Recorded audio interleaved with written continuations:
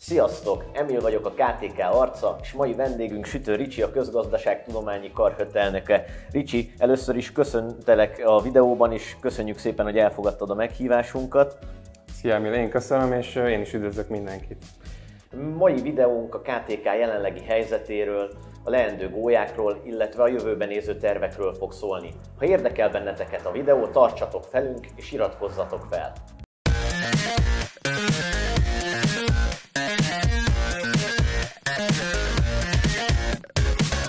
Sokat gondolkodtam, hogy amikor megkerestelek, hogy most hogy is szólítsalak meg, mert gólyatáborban emlékszem, amikor én voltam gólya, akkor sütisztek, aztán Ricsi vagy Richárd, vagy nem tudtam, hogy mi legyen. Úgyhogy most ezt megkérdezem így a videóban is tőled, hogy szereted a legjobban, ha szólítanak, vagy hogy szoktak a legtöbben szólítani?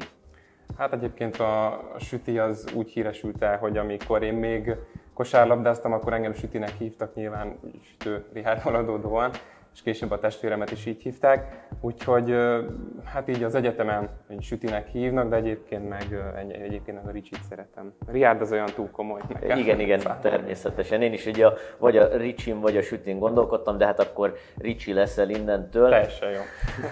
Köszönöm szépen, és akkor átérnénk a témára, amiért megkerestünk, és ami érdekelne minket. Az elmúlt másfél évben így a pandémiás helyzet bekövetkeztét követően milyen munkák folytak a HÖT köreiben, így, hogy nem voltak hallgatók az egyetem berkein belül?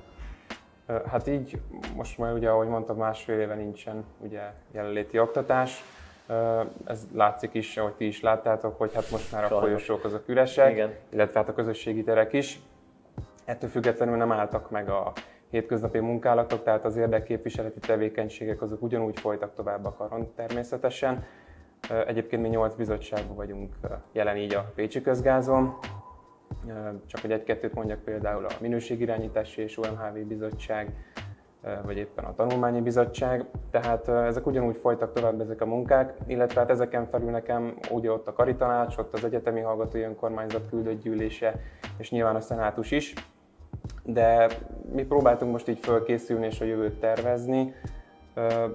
Igazából a szolgáltatásainkat szeretnénk egy kicsit magasabb szintre emelni, mint például, ugye te is ismered a HÖT standunkat, igen, ahol számos szolgáltatást és közéleti tevékenységet tudunk nyújtani a hallgatóink számára. Ezt próbáljuk egy kicsit modernizálni, illetve lassan az utódgondozás kérdése is felmerül nálunk. Nyilván szeretnének már nagyon a hallgatók a közgázszerdás szalagokért is sorba állni. Igen, ez az a következő kérdésem, hogy ezt akartam mondani, hogy hát hallom így is, hogy nem állt meg az élet nálatok, és hogy így is nagyon sok munkátok van, de hát én abban reménykedem, hogy még több munkátok lesz, és sorban állhatok a 2 óra között lassan a közgázszerdás kartszalagokért. Úgyhogy... Igen, tehát folyamatosan folytak tovább a munkák, úgyhogy természetesen nem álltunk meg. Értem, ez amúgy számomra egy nagyon jó hír, hogy nálatok nem állt meg az élet, és gőzerővel készültök a jövőben nézve.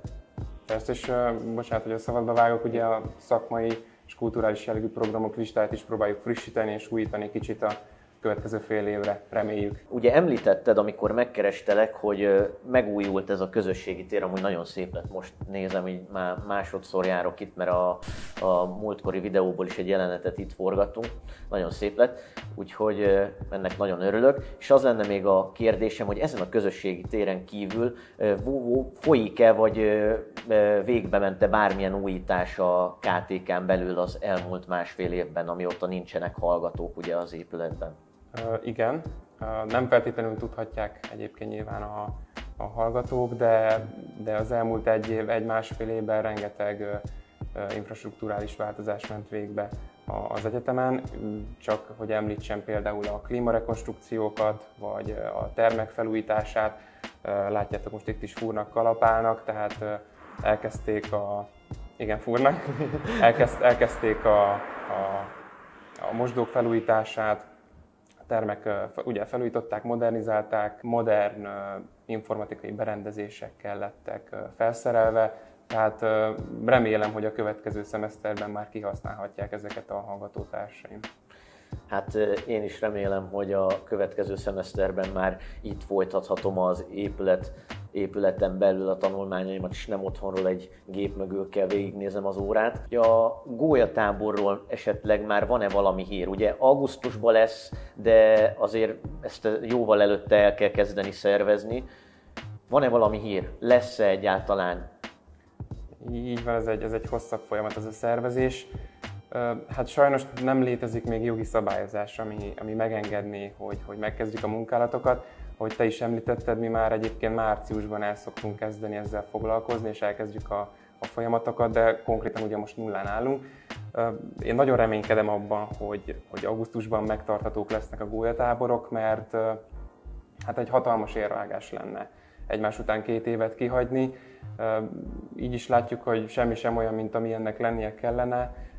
Tehát így, hogy kimarad 2 év, ez nagyon megnehezíteni a dolgunkat. Én úgy gondolom, nem integrálódnak be a pécsi közgázos életbe, nem szereznek tapasztalatokat, barátokat, úgyhogy hát egyelőre még nincsen semmi jó hírem ezzel kapcsolatban, de remélem, hogy mi azon leszünk, hogyha lehet, akkor minél hamarabb és minél jobb minőségben meg tudjuk ezt valósítani. Tehát, hogyha kimondják mondjuk, hogy akkor mehet, akkor ti készen álltok arra, hogy akkor gőzerővel elkezdjetek dolgozni a gólyatábor megszervezésén, illetve ezzel kapcsolatos más dolgok összeállításán is. Persze, természetesen, még ha szigorú megkötésekkel is, de remélem, hogy meg lehet tartani. Értem. És így a gólyatáborból adódóan már rátérnék a gólyákra is, hogy mit üzensz a leendő gólyáinknak, hogy mi vár rájuk, hogyha lesz gólyatábor, akkor ott mi vár rájuk, illetve a jövőbeli pécsi közgázos éveik alatt. Továbbá azoknak a végzősöknek, akik mondjuk nem első helyen jelölték meg a pécsi közgázt, akkor miért éri meg módosítani mondjuk még most a sorrendet?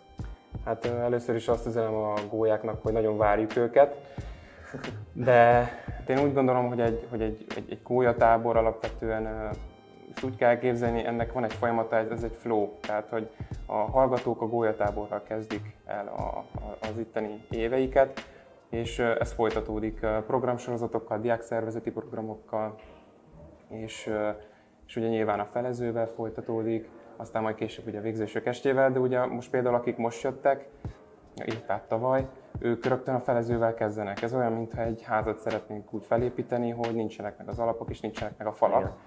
Tehát én nagyon remélem tényleg, hogy meg lehet majd tartani ezt a gólyatábort. A pécsi közgáz egy olyan hely, ahol a hallgatók nincsenek egyedül, és mindig van segítség, mindig van kire számítani. Úgyhogy én úgy gondolom, hogy aki egy nagyon jó közösség része akar lenni, és felhasználható szakmai tudást szeretne felhalmozni, az mindenféleképpen az első helyet jelölje meg a KTK-n.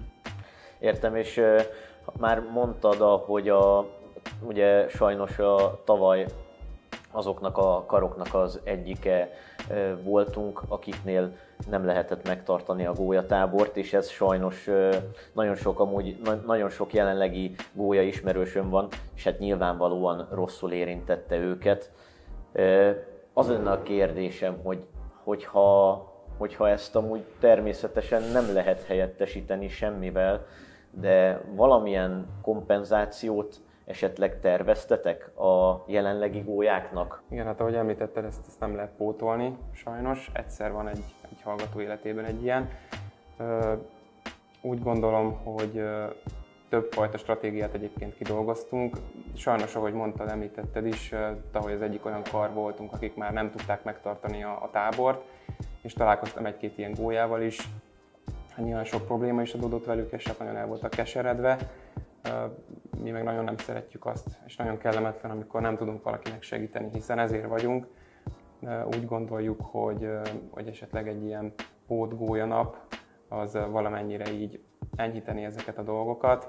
Hát köszönjük szépen az információkat, és reméljük, hogy tudtunk valamit így kihúzni Ricsiből, ha nem is mindent, mert ugye mondta, hogy meglepetésnek szánnak sok dolgot, úgyhogy jelenlegi gólyák se keseredjenek el, biztos, hogy lesz valami a jövő évben nekik is. Hát akkor köszönjük szépen neked, Ricsi, sok fontos információt. Nektek is köszönjük, hogy megnéztétek a videót, és reméljük, hogy nagyon sok fontos dologgal tudtunk titeket gazdagítani. Ha érdekelnek titeket további tartalmak, akkor kövessétek a KTK-t, illetve a pécsi egyetemistákat a social platformokon. Sziasztok! Sziasztok!